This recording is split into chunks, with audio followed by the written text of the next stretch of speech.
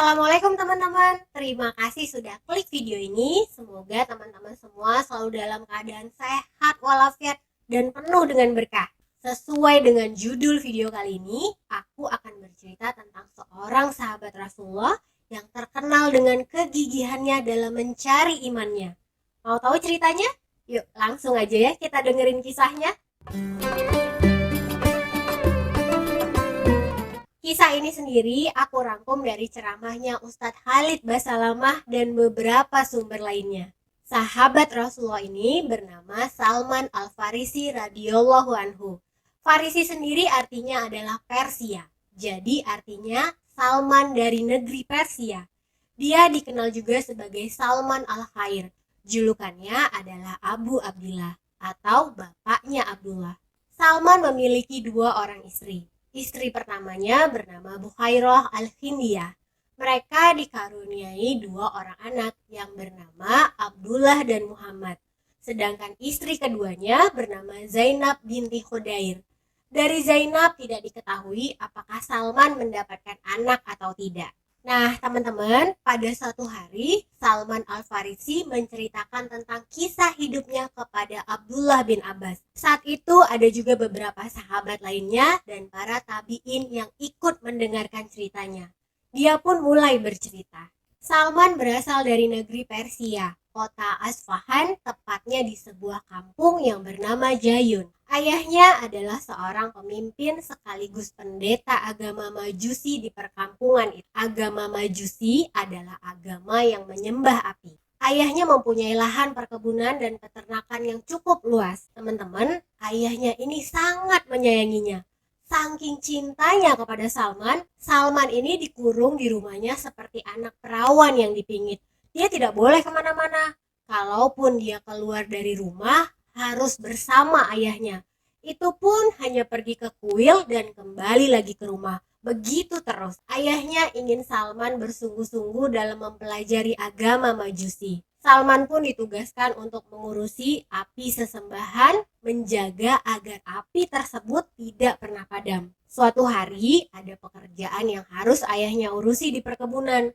Tapi hari itu ayahnya sangat sibuk. Makanya ayahnya pun meminta Salman untuk pergi mengurusi hal tersebut di perkebunan. Ini adalah pertama kalinya Salman pergi keluar rumah sendirian tanpa ditemani siapapun. Salman pun pergi menuju perkebunan milik ayahnya.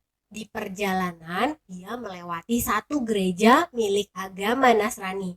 Dia mendengar suara orang-orang yang sedang melakukan ritual ibadah. Karena penasaran, Salman pun masuk ke dalam gereja tersebut. Dia pun terkagum-kagum melihat ritual yang sedang mereka lakukan. Dia pun mulai tertarik dan dalam hati dia mikir, demi Tuhan, ini lebih baik dari agama yang kami peluk. Saking tertariknya sampai-sampai dia pun tidak jadi pergi ke perkebunan ayahnya. Dia ada di gereja itu dari pagi sampai matahari terbenam. Salman bertanya kepada salah satu dari mereka, dari mana asal agama ini? Agama ini berasal dari negeri Syam, jawab salah seorang dari mereka. Teman-teman, kalau sekarang negeri Syam itu adalah Palestina, Lebanon, Syria, dan Yordania. Sementara itu ayahnya Salman udah mulai nih pencarian anaknya. Dia kirim orang untuk mencarinya. Tidak lama kemudian Salman pun pulang dan langsung menjumpai ayahnya. Wahai anakku, dari mana saja engkau? Wahai ayah, saat aku pergi ke perkebunan, aku melewati satu gereja dan melihat ritual ibadah mereka. Aku tertarik dengan apa yang mereka kerjakan. Demi Tuhan, aku berada di gereja itu sampai matahari terbenam. Wahai anakku, tidak ada kebaikan dalam agama itu. Agama kita jauh lebih baik. Demi Tuhan ayah, agama mereka lebih baik dari agama kita. Jadi teman-teman, ritual agama Majusi ini adalah seperti mereka datang ke kuil atau rumah ibadahnya, kemudian mereka mendekati api yang mereka anggap sebagai Tuhan, terus melemparkan sesuatu ke dalam api tersebut. Mereka melemparkan hewan, uang, emas, pokoknya apa saja yang bisa diberikan. Kemudian mereka lalu mengelilingi api tersebut dan memberikan sesuatu kepada pendeta dan selesai. Begitu saja ritual agamanya. Lalu mereka pun pulang. Nah, api yang mereka anggap sebagai Tuhan itu setiap hari harus ditambahi kayu bakarnya. supaya tetap nyala, kalau nggak bisa padam apinya. Makanya Salman menganggap bahwa agama Nasrani jauh lebih baik daripada agama Majusi. Nah, ayah Salman pun mulai khawatir kalau anaknya ini akan lari ke gereja itu lagi. Terus ayahnya pun mengikatnya dan mengurung Salman di dalam kamar. Tapi Salman tidak habis akal. Dia utus seseorang untuk menjumpai orang Nasrani yang dia temui di gereja. Dia pun berpesan, kalau ada rombongan pedagang atau kafilah Nasrani yang datang dari negeri Syam dan ingin kembali lagi ke negeri Syam, tolong sampaikan kepadaku. Tidak lama kemudian datanglah rombongan pedagang Nasrani dari negeri Syam. Setelah urusan mereka selesai dan akan kembali pulang, mereka pun menyampaikan berita itu kepada Salman. Salman pun langsung melepaskan dirinya dari rantai besi yang mengikatnya, lalu kabur dari rumah dan ikut dengan para pedagang tersebut. Teman-teman tahu nggak kenapa Salman harus menunggu rombongan atau kafilah pedagang untuk kabur ke negeri Syam? Karena pada zaman itu tidaklah aman untuk berpergian sendirian. Nah, kalau berpergian, orang-orang biasanya memang menunggu kafilah atau rombongan pedagang. Biasanya mereka akan membayar kepada kafilah tersebut. Nah, kafilah ini sendiri kan ramai ya, dan mereka mempunyai pengawal sendiri. Jadi tidak akan takut kalau entar di tengah jalan ada perampok atau tersesat atau kenapa-kenapa. Jadi itulah cara satu-satunya untuk berpergian pada zaman itu. Karena terlalu berbahaya untuk berpergian sendiri. Lalu tibalah Salman di negeri Syam. Dia pun mulai bertanya-tanya ke sana ke sini. Kepada siapa dia harus belajar tentang agama Nasrani? Orang-orang di sana pun menyarankan agar dia pergi menemui seorang pendeta yang ada di gereja paling besar di negeri Syam pada waktu itu. Dia pun lalu pergi menemui pendeta tersebut dan menyampaikan maksudnya. Wahai Tuan, aku tertarik dengan agamamu. Bolehkah aku tinggal di sini untuk belajar dan mengabdi kepadamu? Pendeta itu pun menerimanya. Dan ternyata setelah beberapa saat tinggal dan mengikuti pendeta tersebut, barulah Salman ini tahu bahwa pendeta itu adalah laki-laki yang tidak baik. Dia menyuruh jemaahnya untuk melakukan sedekah. Nah, kalau sedekah sudah terkumpul, bukannya dibagikan kepada orang-orang miskin, malah dia ambil untuk dirinya sendiri. Sampai-sampai pendeta itu berhasil mengumpulkan 7 khilal atau 7 peti besar berisi emas dan perak. Setelah melihat itu semua, Salman pun jadi membenci si pendeta. Tidak lama kemudian, si pendeta pun sakit dan meninggal dunia.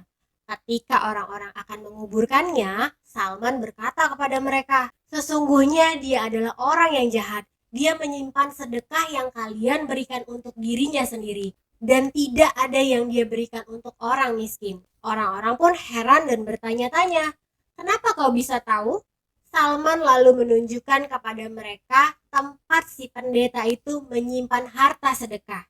Mereka pun mengeluarkan 7 kilal atau 7 peti berisi emas dan perak. Orang-orang itu pun marah. Pendeta itu tidak jadi dikuburkan, malah disalib dan dilempari dengan batu. Jadi teman-teman, dari sebelum masuk Islam, akhlaknya Salman ini udah sangat baik. Bisa aja kan dia ambil harta sedekah itu untuk dirinya sendiri. Toh tidak ada satupun orang yang tahu, tapi dia adalah orang yang jujur. Setelah pendeta itu meninggal, dia digantikan dengan pendeta lainnya. Kali ini pendetanya lebih baik dan zuhud daripada yang sebelumnya. Panjang hari dia melakukan ritual keagamaan. Salman pun mendampingi sang pendeta cukup lama. Sampailah saat sang pendeta sakit keras dan akan meninggal dunia. Salman pun berkata, wahai Tuan, aku sudah mendampingimu cukup lama. Aku menyayangimu. Aku tidak pernah menyayangi orang lain seperti aku menyayangimu. Sebelum kau pergi, apakah ada wasiat untukku? Siapa lagi yang harus aku ikuti? Apa yang akan kau perintahkan untukku, wahai Tuan? Wahai anakku, demi Allah aku tidak tahu siapa lagi yang masih menjalankan agama sepertiku. Semua orang telah mati. Orang-orang setelahnya telah merubah ajaran yang dulu telah kami amalkan. Kecuali seorang laki-laki di Mosul. Teman-teman, Mosul adalah sebuah kota terpencil yang letaknya di Irak. Letaknya cukup jauh dari negeri Syam. Perjalanannya bisa-bisa memakan waktu 1 bulan dengan mengendarai kuda. Saya tidak tahu lagi akan mengirimmu kepada siapa. Mungkin laki-laki ini masih soleh, masih baik dan menjalankan ibadahnya seperti yang disebutkan dalam Injil. Temuilah dia. Setelah pendeta kedua meninggal, Salman pun berangkat menuju Mosul untuk menjumpai laki-laki yang disebutkan oleh pendeta yang kedua. Singkat cerita, sampailah Salman di kota Mosul. Dia langsung mencari-cari lelaki yang disebutkan. Dia ceritakan kenapa dia bisa sampai ke sana. Dan pendeta ketiga itu pun mempersilahkan Salman untuk tinggal bersamanya. Seperti yang disampaikan pendeta kedua sebelum dia meninggal, pendeta Mosul ini menjalankan agamanya dengan sangat baik. Tapi tidak lama kemudian, pendeta ketiga ini pun sakit dan saat maut akan menjemputnya, Salman pun bertanya, "Wahai Tuan, kepada siapa lagi aku akan pergi? Apa perintahmu kepadaku? Wahai anakku, demi Allah aku tidak mengetahui apakah ada orang yang menjalankan agama sepertiku, kecuali seorang laki-laki yang berada di Nasibain. Maka temuilah dia." Nasibain ini adalah negeri yang berada dekat dengan Persia. Masih di wilayah Irak ya teman-teman, tapi berada di pesisir. Maka setelah pendeta yang ketiga meninggal dunia, Salman pun pergi ke Nasibain untuk menjumpai pendeta keempat. Sesampainya di sana, Salman pun menjelaskan alasan kenapa dia bisa ada di sana. Pendeta keempat pun mengizinkan Salman untuk tinggal bersamanya. Salman pun tinggal dan belajar bersama pendeta keempat. Dia adalah seorang pendeta yang baik dan soleh. Jadi teman-teman, udah 4 orang pendeta yang ditemui oleh Salman ya. Yang pertama tidaklah baik dan 3 orang pendeta lainnya baik dan sangat soleh. Tapi lagi-lagi tidak lama kemudian pendeta itu pun sakit. Dan pada saat akan meninggal dunia, Salman pun bertanya lagi, "Wahai Tuan, kepada siapa lagi aku harus pergi? Apakah yang kau perintahkan untukku? Demi Allah anakku, kami tidak mengetahui apakah masih ada seseorang yang menjalankan perintah agama seperti kami. Selain seorang laki-laki yang berada di Amoria, dia masih menjalankan agama ini seperti kami. Jika kau mau, datangilah dia." Kota Amoria ini masih berada di sekitar kota Nasibain ya teman-teman. Setelah pendeta keempat meninggal, Salman pun segera pergi ke kota Amoria untuk menjumpai pendeta yang kelima. Sesampainya di sana, dia pun menceritakan bagaimana dia bisa sampai di sana. Terus pendeta itu pun berkata, "Tinggallah bersamaku." Dia adalah pendeta yang baik sama seperti sahabatnya. Jadi udah 5 orang pendeta yang ditemui oleh Salman ya teman-teman. Salman pun bekerja di sana sampai-sampai dia memiliki beberapa ekor kambing dan sapi. Sampailah satu hari ajal sang pendeta kelima pun tiba. Salman kembali menanyakan pertanyaan yang sama seperti sebelumnya. "Wahai Tuan, kepada siapa lagi aku harus pergi? Apakah yang kau perintahkan kepadaku? Wahai anakku, demi Allah aku tidak tahu apakah masih ada seseorang yang masih menjalankan ajaran agama seperti yang kami jalankan ini. Tetapi telah tiba padamu sebuah zaman, ada seorang nabi yang akan diutus dengan membawa ajaran Ibrahim. Dia akan muncul di tanah Arab, lalu hijrah ke tanah yang berada di antara Harotain atau bukit berbatu." Maksudnya adalah kota Madinah ya teman-teman. Ada banyak pohon-pohon kurma di daerah itu. Dia memiliki tanda-tanda yang tidak tersembunyi. Dia tidak makan dari harta sedekah. Di antara kedua bahunya ada cap kenabian.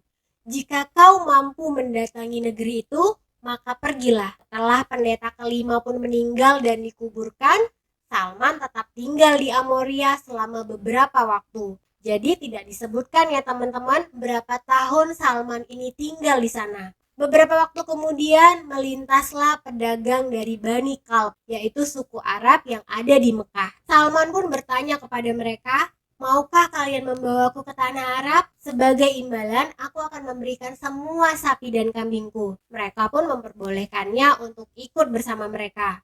Saat tiba di Wadi Al-Qurok, yaitu kota di dekat Mekah, mereka berbuat zolim kepada Salman. Salman ini dijual kepada seorang Yahudi sebagai budak. Salman pun menjadi budak Yahudi itu. Satu hari datanglah saudara tuannya dari Bani Quraidah di Madinah. Salman pun dibeli oleh orang tersebut dan dibawa ke Madinah. Nah, ketika sampai di Madinah, Salman pun tahu kalau dia sudah berada di tempat yang disebutkan oleh pendeta kelima. Karena semua cirinya persis sama seperti yang digambarkan pendeta tersebut. Ketika Rasulullah pun hijrah ke Madinah, Salman sedang berada di atas puncak pohon kurma milik majikannya. Dia sedang mengerjakan sesuatu pada saat itu. Majikannya sendiri sedang duduk di bawah pohon kurma. Gak lama kemudian, saudara majikannya pun datang. Terus langsung ngomong, semoga Allah memerangi Bani Kailah. Maksudnya adalah orang Ansar dari suku Aus dan Khazraj. Mereka telah berkumpul di Kuba, dipimpin oleh seorang laki-laki dari Mekah yang mengaku sebagai nabi. Waktu Salman dengar berita itu, dia langsung gemeteran. Dia pun turun dari atas pohon dan bertanya kepada saudara majikannya, apa yang baru saja kau katakan? Majikan Salman langsung marah. Dia memukul Salman. Ini bukan urusanmu. Pergi lanjutkan pekerjaanmu. Sore hari setelah pekerjaannya selesai, Salman pun mengumpulkan beberapa makanan dan kemudian mengantarnya kepada Rasulullah di wilayah Kuba. Jadi teman-teman, pada awal mula hijrah, Rasulullah ini sempat tinggal selama 2 hari di wilayah Kuba. Sesampainya di sana, Salman pun langsung menjumpai Rasulullah dan dia berkata, aku mendengar bahwa kau adalah orang yang soleh. Kau dan para sahabatmu sedang membutuhkan bantuan. Aku membawakan sedikit makanan sebagai sedekah. Kenapa Salman bilang sedekah? Karena dia ingat perkataan pendeta yang kelima. Nabi ini tidak makan dari sedekah, tapi dia menerima hadiah. Jadi intinya, dia mau lihat nih, bener nggak ini adalah Nabi yang dimaksud oleh pendeta kelima. Rasulullah pun menerima pemberian Salman dan menawarkannya kepada para sahabat. Tapi Rasulullah sendiri menahan tangannya, dia tidak mengambil makanan yang dibawakan Salman. Dalam hati Salman pun berkata, nah ini adalah tanda yang pertama. 2 hari kemudian Rasulullah pun pindah ke Madinah dan membangun Masjid Nabawi. Salman kembali menjumpai Rasulullah dan membawa makanan. Lalu dia pun berkata, aku melihatmu tidak memakan dari harta sedekah. Kali ini aku membawa hadiah sebagai penghormatanku kepadamu. Barulah Rasulullah berkenan untuk memakan dan meminta para sahabat untuk ikut makan bersamanya. Dalam hati, Salman pun berkata, ini adalah tanda yang kedua. Terus satu hari, Salman kembali menjumpai Rasulullah. Pada saat itu, Rasulullah sedang berada di Baqi, yaitu satu daerah tempat dikuburkannya para sahabat.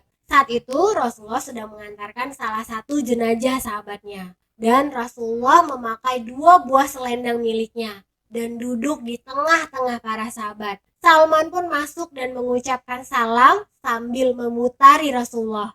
Niatnya Salman ini, dia pengen lihat ada tidak cap kenabian di punggung Rasulullah seperti yang dikatakan oleh pendeta kelima. Tapi Rasulullah ini tahu kalau Salman lagi menyelidikinya. Dan Rasulullah dengan sengaja menurunkan selendang dari punggungnya. Akhirnya Salman pun bisa melihat tanda kenabian itu. Dan sah, dia adalah nabi yang disebutkan oleh pendeta kelima. Salman pun langsung menangis. Dia segera memeluk dan mencium Rasulullah. Setelah itu segera dia mengucapkan syahadat. Salman kemudian menceritakan bagaimana perjalanan panjangnya dalam mencari Rasulullah. Dari awal dia masih tinggal bersama ayahnya sampai tiba di Madinah. Dia melewati banyak sekali kejadian, dari mula sebagai penyembah api, kemudian mengikuti 5 orang pendeta Nasrani, dijual sebagai budak, sampai akhirnya dia menemukan apa yang dia cari selama ini, agama terakhir yang dibawa oleh Rasulullah. Rasulullah pun mendengarkan seluruh kisah perjalanan Salman Al-Farisi. Dan Rasulullah juga suka nih kalau para sahabat ikut mendengarkan kisah perjalanan Salman dalam mencari keimanannya.